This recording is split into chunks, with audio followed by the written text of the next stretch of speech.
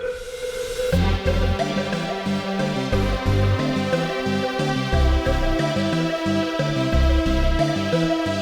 there, I'm Brent. And I'm Cody. And we are the Hugonauts, taking you through the best sci-fi books of all time. Today we're talking about Arthur C. Clarke's Rendezvous with Rama. Our next episode will be Kim Stanley Robinson's Mars Trilogy. So please make sure you like, subscribe, follow the podcast, however you interact with us, so that you don't miss that one. It's a great follow-on to Rendezvous with Rama, both super great hard sci-fi epics. So anyway, Cody, tell us about Rendezvous with Rama.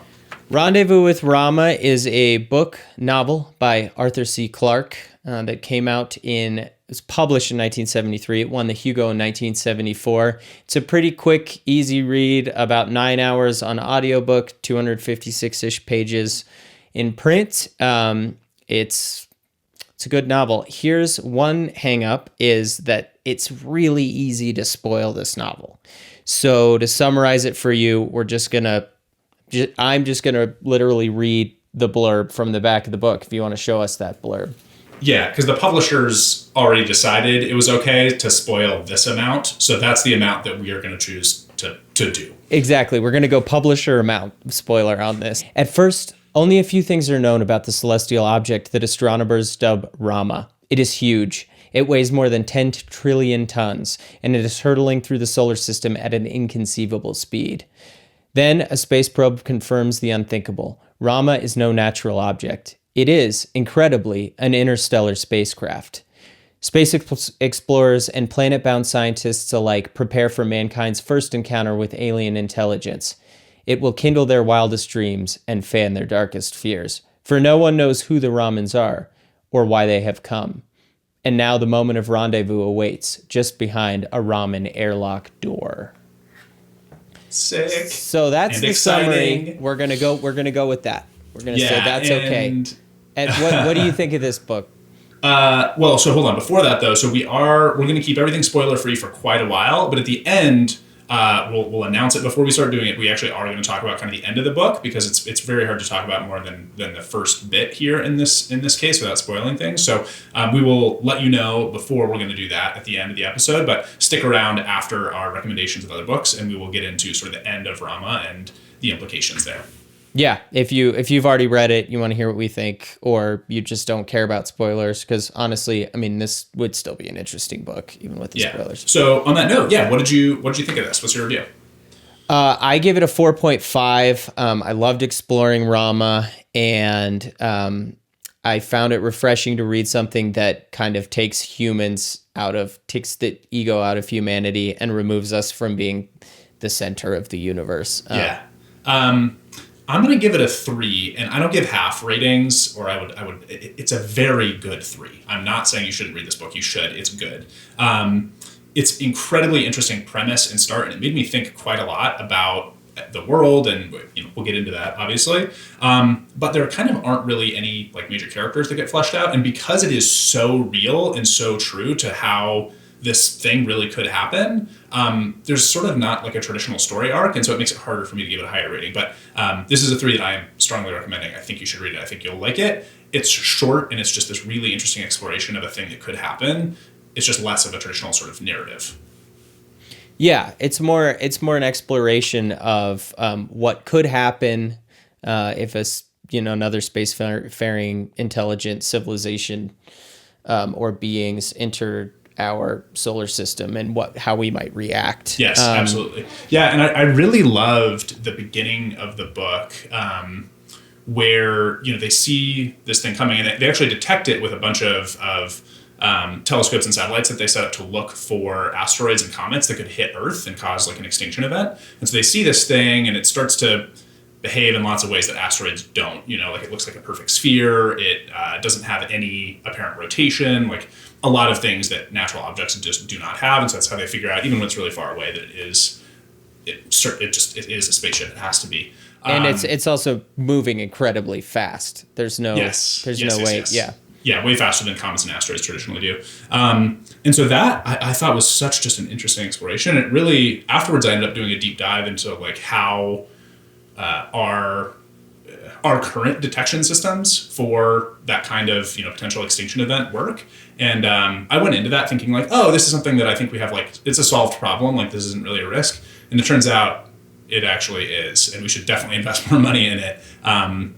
Comets, asteroids, it seems like we probably have the big asteroids mapped out, but comets, because they come in from super deep in the Oort cloud, like, they don't come around twice potentially. Like when Shoemaker Levy hit Jupiter, I don't know if you remember that, Cody. We were pretty young. Anyway, it was crazy. A big comet hit Jupiter, and you could like visibly see Jupiter look different because it got hit by this comet. And that was the first time we'd ever seen that comet. There was no way to predict that was going to happen. And so that could still happen to us. So anyway, this is my quick call to like, next time Congress is thinking about funding some science stuff, like this is good science stuff to fund. We need more telescopes, and we need to like have some big systems ready to go to be able to push an asteroid. Because the stuff I was reading said it would take like 5 years to build such a ship, but if you see a comet and it's going to hit in 9 months, like that's too long. So anyway, yeah, quick, There was a really fun deep dive that Rama inspired. And I think that what you get from thinking about it in the context of the real world is what Arthur C. Clarke does a lot in Rama with the human politics of things, right? Like probably a good idea to build those telescopes and those defense mechanisms in our world against comets and asteroids. The biggest existential crisis probably mathematically that comes from outside of ourselves. But we probably aren't going to do that.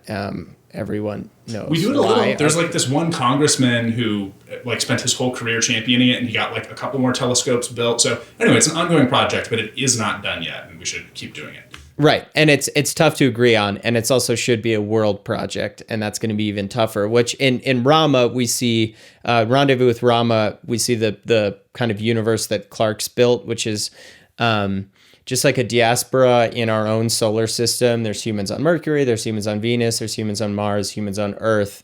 And they all have their differences, physiological and politically and socially.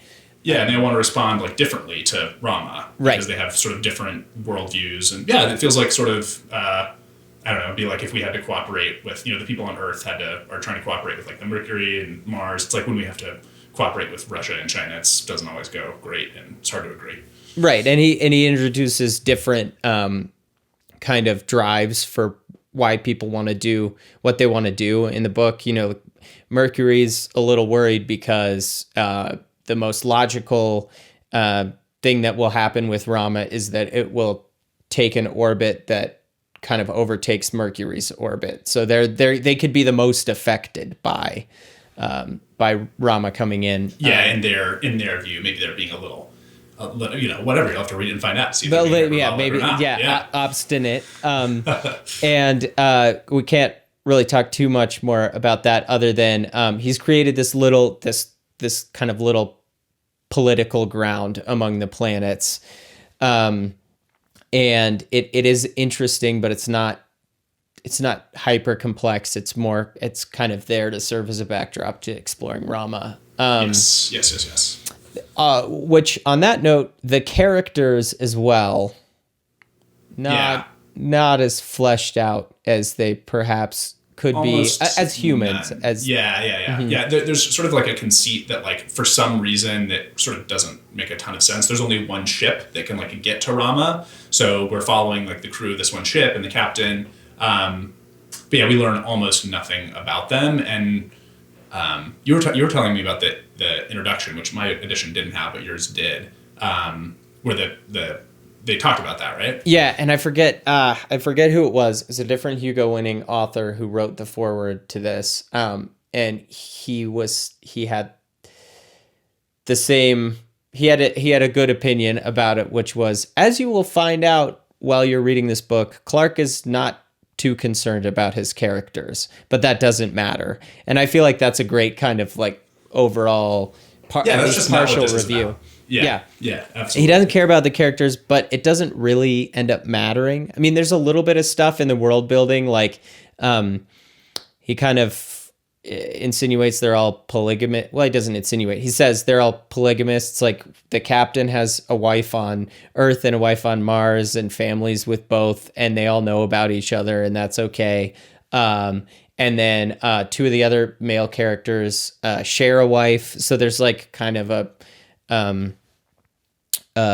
polygamy that goes both ways with the sexes. He kind of didn't flesh out like why that's happened or like what it suggests about society. So it kind of just felt like classic sci-fi like horniness from the 60s and 70s, which is like so common in a lot of these old sci-fi books. or that there's like he's got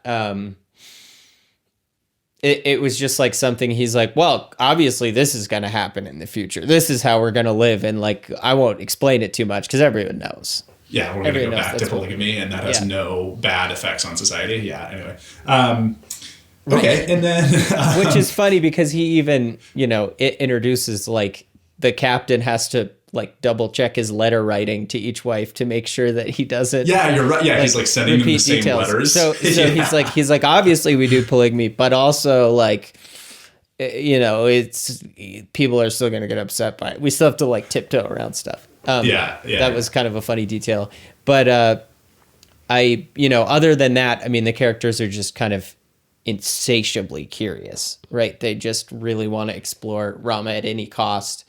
And obviously we get that a lot in novels, but I feel like that comes from Clarke's own, his own background. He was born in 1917,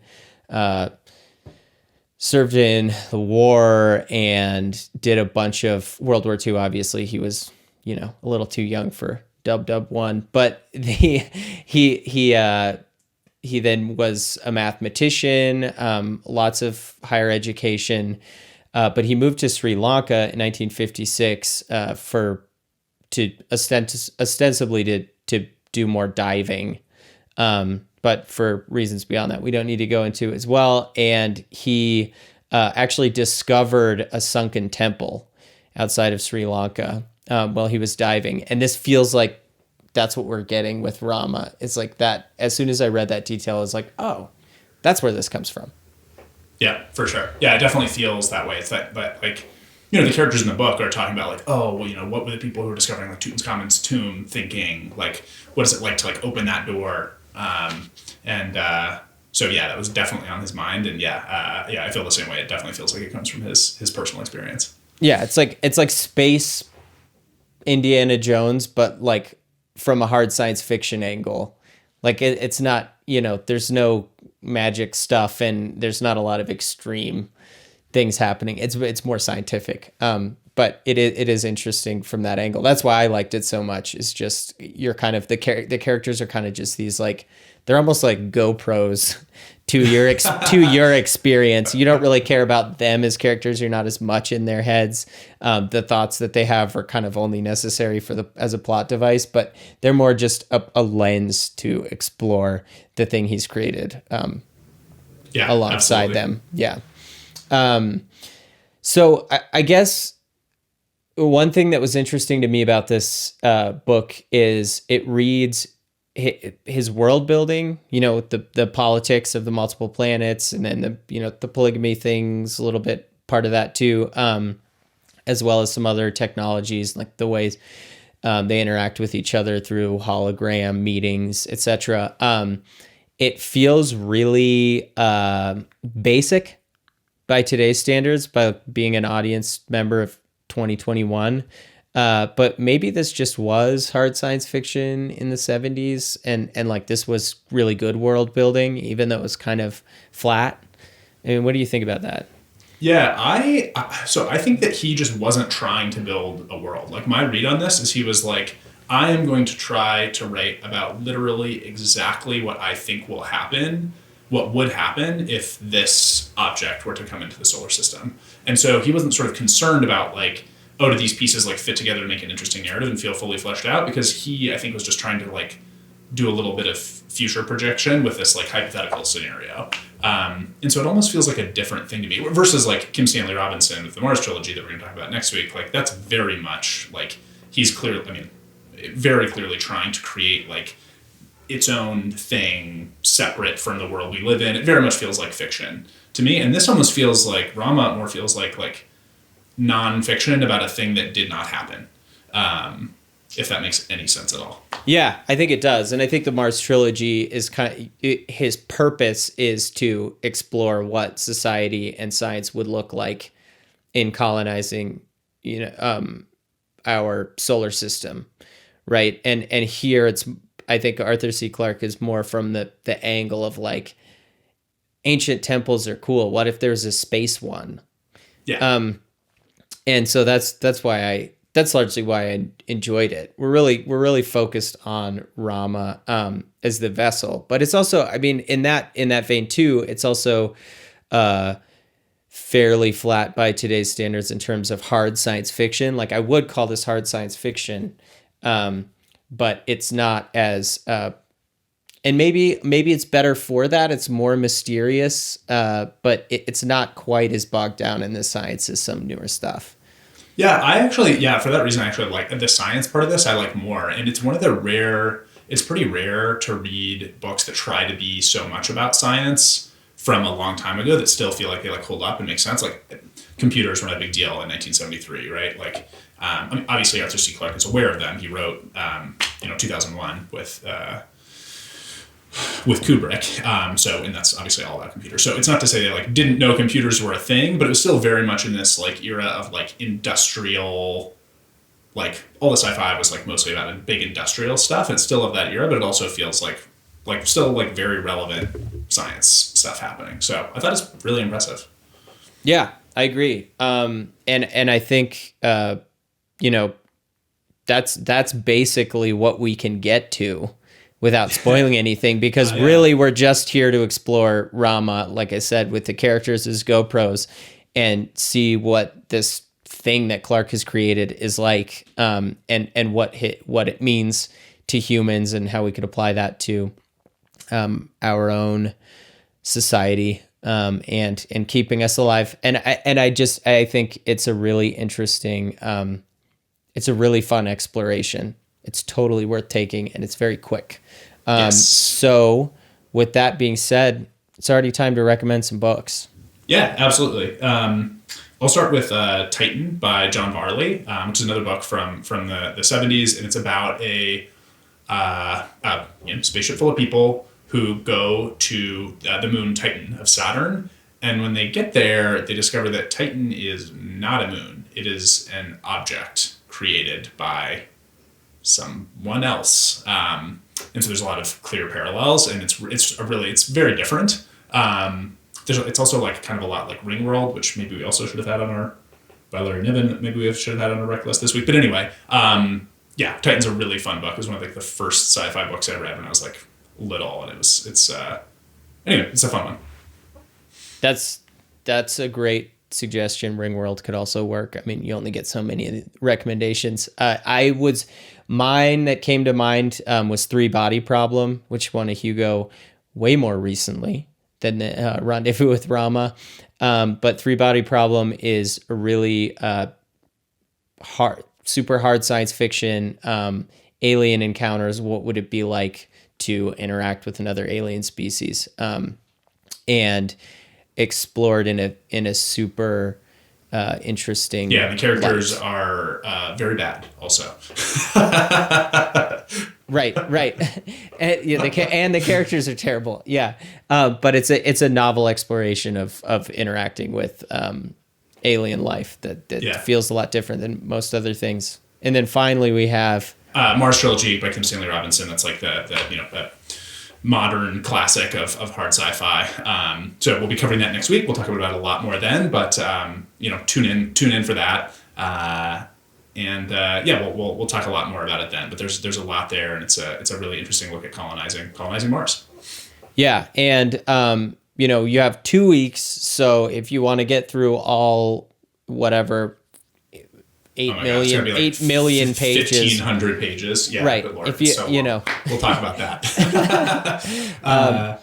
Cool. So that's it for now. Stick around. Hold on. So we're gonna do our spoilers. I know, that's what I'm saying. Like, stick around if you want spoilers, but spoilers ahead everyone. Yes, that's right. Yeah, get Just out of so here you know. if you aren't if you're that kind of if you're into that. So let's talk about the themes. I know this is why you love this book so much. What do you think is like the big theme of Rama? The biggest theme of Rama, obviously, the Raman vessel comes in, the characters explore it, and this is why it's they're a all freaked spoiler. out that it's going to like destroy, might try to destroy them, or the aliens are going to colonize, or whatever it is. Yeah, and so they're all battling it out. What is this object going to do to us? Are they going to attack us? And it turns out the whole time, basically, it was on kind of like a gas station stop. I mean, basically, it cleans itself up on the inside. It, gets out of its car, throws the trash in the trash can, fills up its tank at the sun to get more energy, and then it just keeps on blasting through. And Yeah, the characters, it's going to like the Large Magellanic Cloud, like so far away, we're just not even. It could not care less that there was humans in the solar system. right. Our sun was just a convenient pit stop to refuel and like clean up itself. And so, first of all, really interesting look into kind of like arc ship, like society moving, galactic. What would you call that? Yeah, it's like there's like two ways that interstellar travel could work, like according to our current understanding of laws of physics. Either you go really slow and it takes a really long time. But really slow, I mean, you still be moving very quickly compared to our conception of things, but like compared to the speed of light, very slow. And it takes, hundreds, thousands. In the case of Rama, I think that it was 200,000 years since they think it had been in another solar system. It's going to the Large Magellanic Cloud, which is like some more hundreds of thousands of years away. Anyway, so this is like the ultra slow boat version of interstellar travel. And the Ramans are, it's not quite described like this, but the way I would sort of shorthand it is their DNA is like stored in Rama, and there's just computers who are going to like reconstitute them when they arrive where they're going. So they're not in like cryosleep or anything. They're just like the computers are in charge and they're not there, which is really interesting. I've never read. I thought that was a really novel take on like the arc ship idea. Arc ship is like a really common, sci-fi trope. But this I have never read that take, which is like, oh, they're just not there at all. They'll reconstitute it at the other side.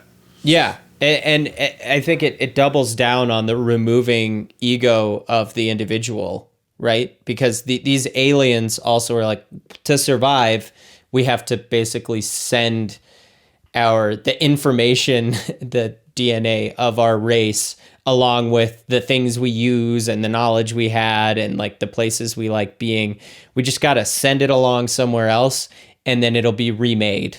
Will be remade. None of us are making it. And we never see that in science fiction.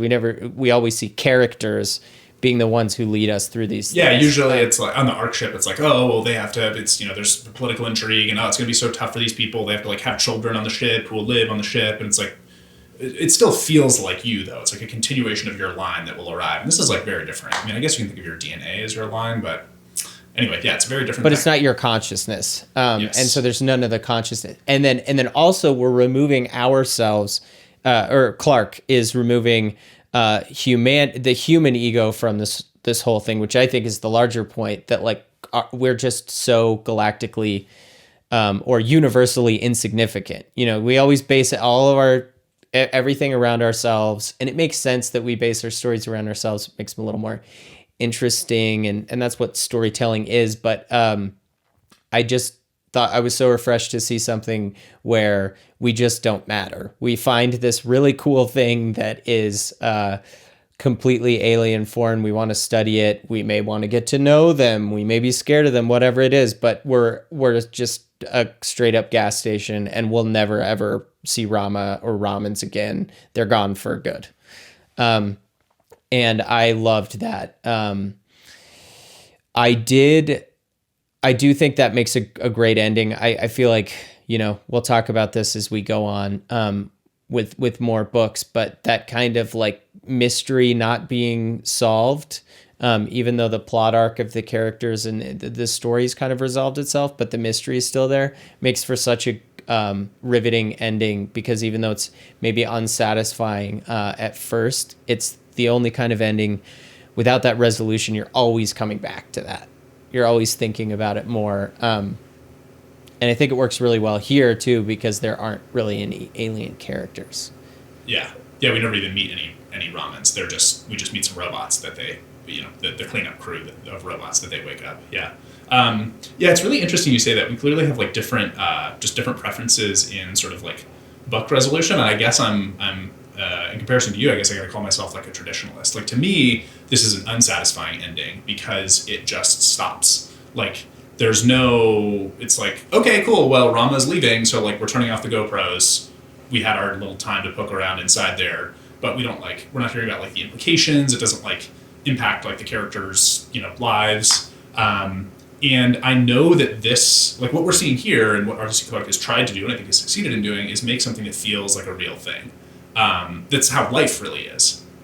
But the stories that we remember and the stories that we speak to us don't work like that. They're different than, it's like synthesizing real life into something different. And there's something in my mind, in our brains that's like wired to want, why is there so many incredibly popular stories with like the hero's journey? Like there's obviously like a culture and we like recognizing the stories that we've seen before, but I think there's almost something like innate and beautiful in human storytelling and it feels to me like you have to follow some of the rules, and for some reason it feels like he didn't follow enough. So that's part of why I'm giving it a lower score. I really think he achieved what he wanted to achieve. I just did not personally love it as much because it felt like it sort of was not a traditional story.